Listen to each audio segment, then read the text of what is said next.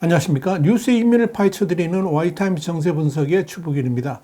블라디미르 푸틴 러시아 대통령이 이 현실과는 전혀 동떨어진 자충수를 두고 또 말도 안 되는 행동을 하는 배경에는 이 크렘린궁 내부로부터도 고립되고 있고 오직 강경파들에게만 의지함으로써 기인된 것이다. 이런 분석이 나왔습니다. 월스트리트저널은 미국 시간으로 24일자 지면을 통해서 러시아가 올해 2월 24일 우크라이나를 침공한 이래 키우 후퇴 그리고 하르키우 후퇴에 이은 헤르손 후퇴 등 패퇴와 굴욕적 철수를 거듭하는 데는 이 푸틴 러시아 대통령이 오판이 있었다 그러면서 애초부터 지난 22년간 러시아의 권력 구조가 푸틴이 듣고 싶은 정보만 전달되도록 설계되어 온 데다가 점점 고립과 불신이 짙어진 푸틴이 이 강경한 참모들 말에만 의지하다 보니까 이 전장에 대한 이해가 제한적이 될 수밖에 없고 당연히 이 잘못된 정보에 의존하다 보니 오판이 나올 수밖에 없는 구조다 이렇게 보도를 했습니다.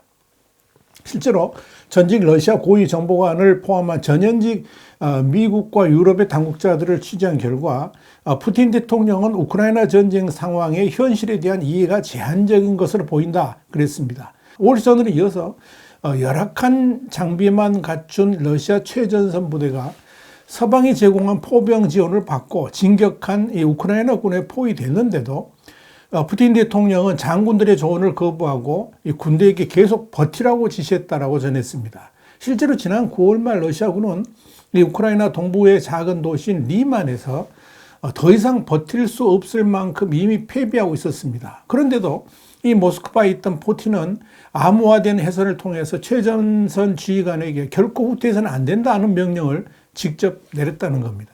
이런 푸틴의 지시 때문에 러시아군은 계속 버텼지만 우크라이나군의 공격이 이어지면서 결국 10월 1일 러시아군은 전후에 시신 수십 구 그리고 포병 보급품을 남겨둔 채 주랭랑 치듯이 급히 철수할 수밖에 없었습니다.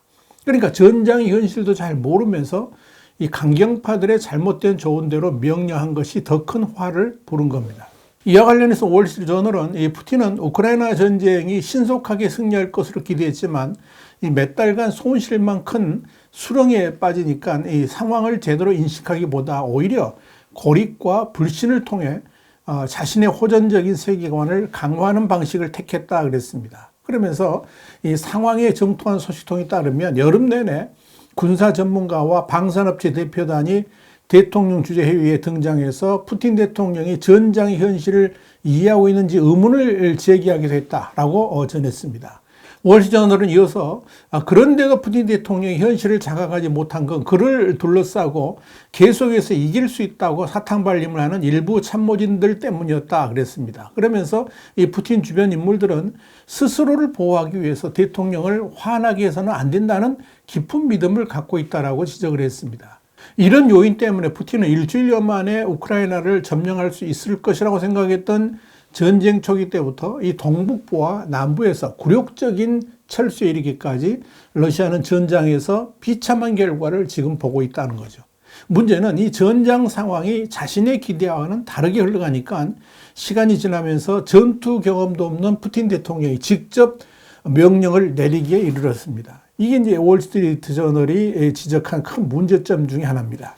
이 월스트리트저널은 수개월간의 크렘린궁 관계자들과 인터뷰한 결과를 바탕으로 푸틴 대통령에게 전쟁 등의 모든 사안을 보고하는 채널을 취재했습니다.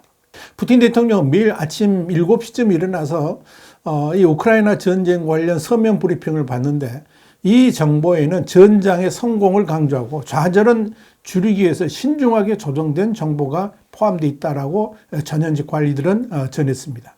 한마디로 푸틴 입맛에 맞게 달콤하게 코팅된 정보를 보고한다는 겁니다. 그러니까 현실과는 상당히 다른 정보들이 푸틴에게 제공될 수밖에 없습니다.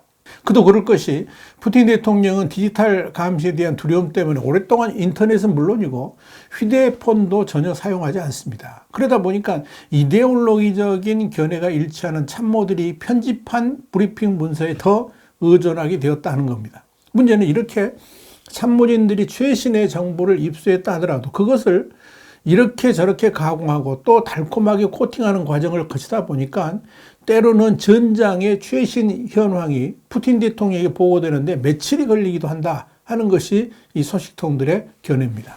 일단 최전방 지휘관들의 보고는 연방보안국, 그러니까 FSB에 우선 모이게 되는데, 이 보고는 니콜라이 파트루셰프 국장을 거쳐서 푸틴 대통령에게 전달됩니다. 그런데 파트루셰프 국장은 푸틴에게 우크라이나 침공을 설득했던 대표적인 인물 중 하나입니다.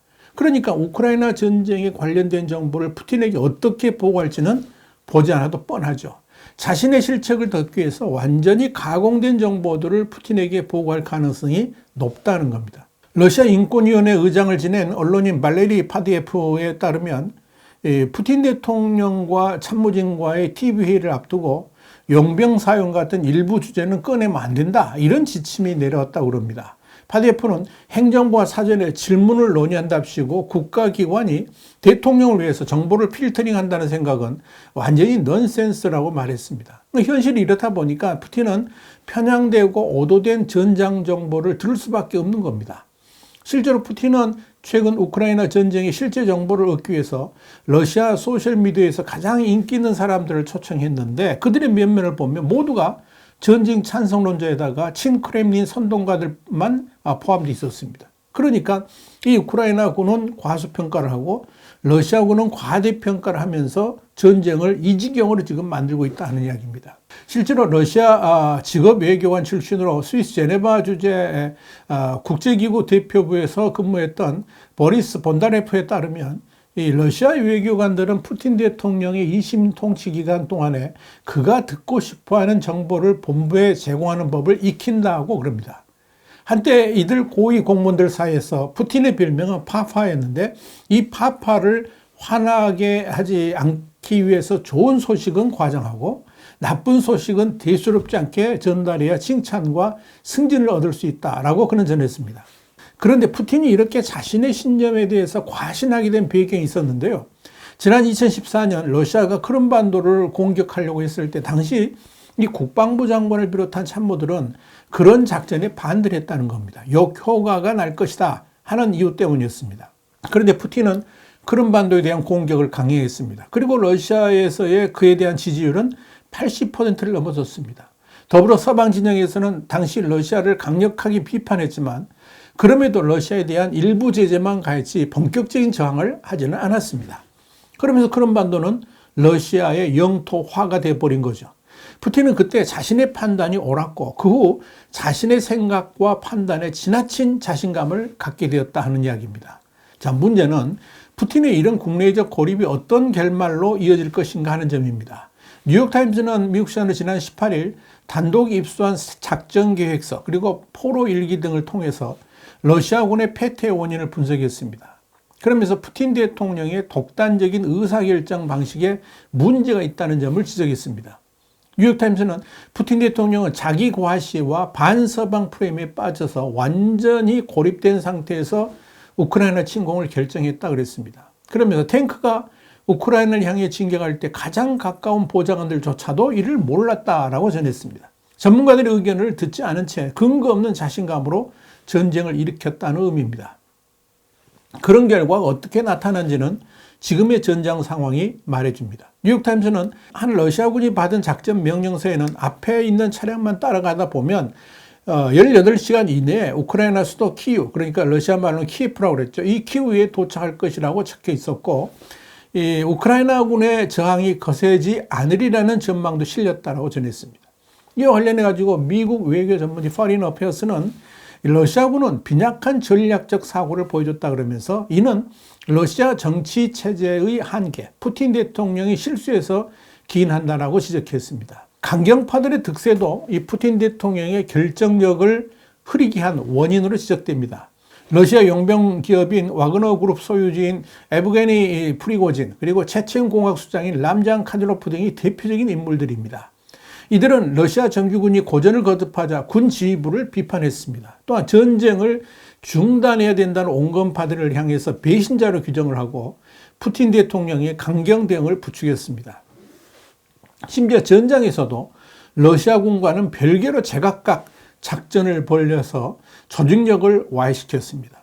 여기에 대해서 이탈리아 라 레플리카는 정규군과 비정규 민병대 사이에 깊은 균열이 감지된다라고 꼬집었습니다. 문제는 전세가 불리해질수록 푸틴이 강경파에 기대는 모습을 보이고 있다는 점입니다. 미국 싱크탱크인 전쟁연구소는 지난 16일 열린 푸틴 대통령과 군 고위 간부 회의에 대해서 우크라이나 전쟁을 계획하고 실행하는 데 있어서 본인이 전적으로 관여하는 모습을 연출하려 한 것이라 그러면서 이는 자국 내의 강경파 목소리가 커지는 상황을 의식한 것이다. 이렇게 지적을 했습니다. 그렇다면 지금 푸틴의 상황은 어떨까요? 여기에 대해서 영국의 더 타임스는 러시아군이 남부 헤르손에서 철수한 뒤에 푸틴은 생명의 위협을 느낄 정도로 두려움에 휩싸여 있다 그랬습니다. 그러면서 러시아에서는 전쟁에서 실패한 자르를 용서하지 않는다. 이것이 푸틴 대통령이 목숨을 걸고 싸우는 이유다. 이렇게 분석을 했습니다. 와이타임 정세 분석이었습니다. 감사합니다.